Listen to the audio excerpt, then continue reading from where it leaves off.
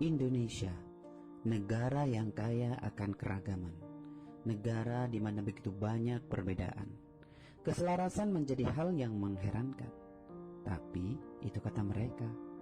Beda suku, beda bahasa, beda adat istiadat, dan beda kepercayaan. Bukankah sulit untuk disatukan?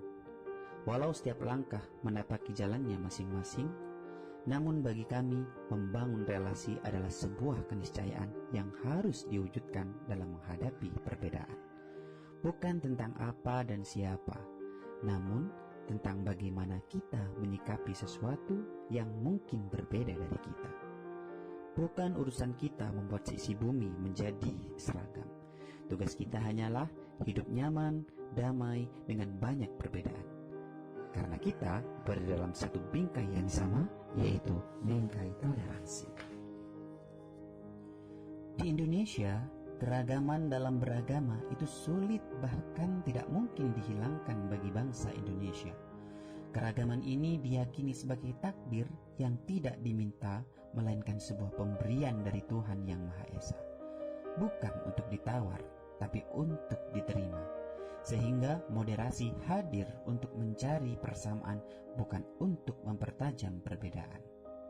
Kita sama-sama tahu bukan, Indonesia adalah negara dengan keragaman ras, suku, budaya, bahasa, dan agama yang nyaris tidak ada tandingannya di dunia.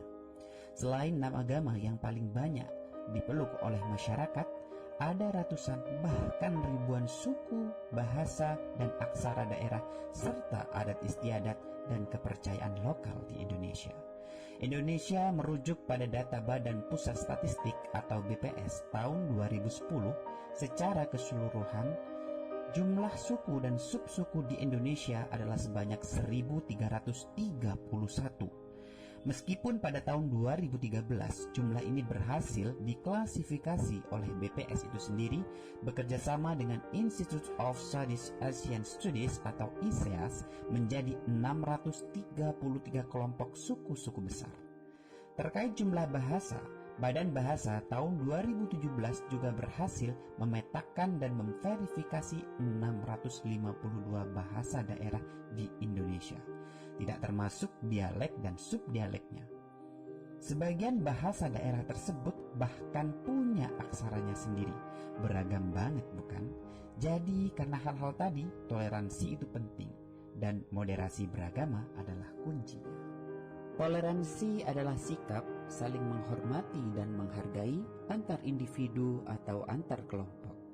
Toleransi yang paling kental di Indonesia adalah toleransi antar umat beragama.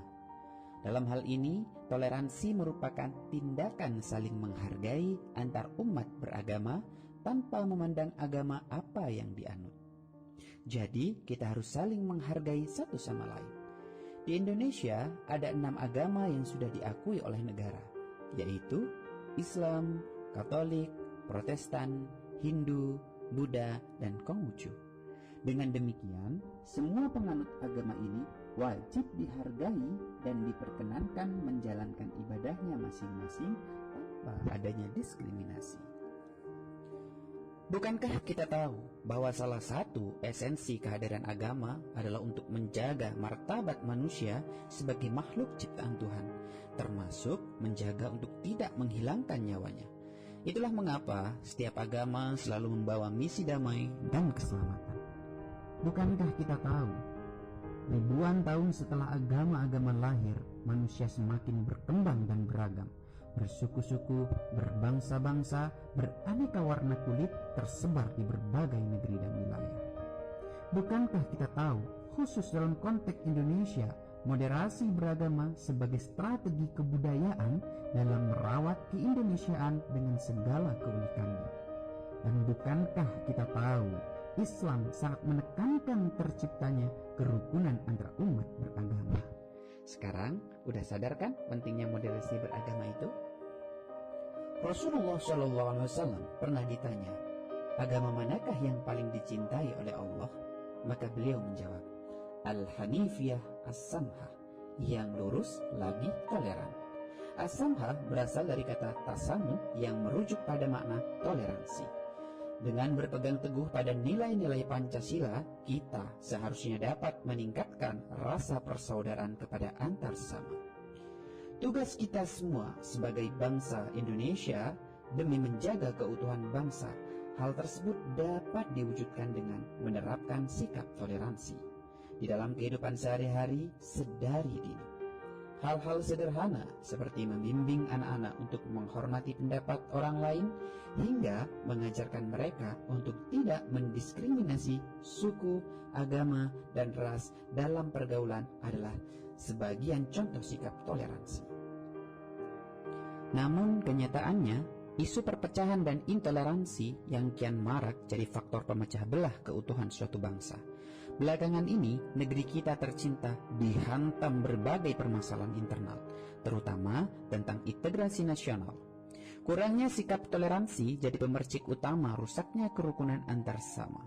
Beragam tindakan-tindakan negatif, mulai dari penyebaran isu intoleran, isu berbau rasisme, hingga ujaran kebencian kian berkembang pesat di sekitaran masyarakat. Akibatnya berbagai konflik internal pun muncul.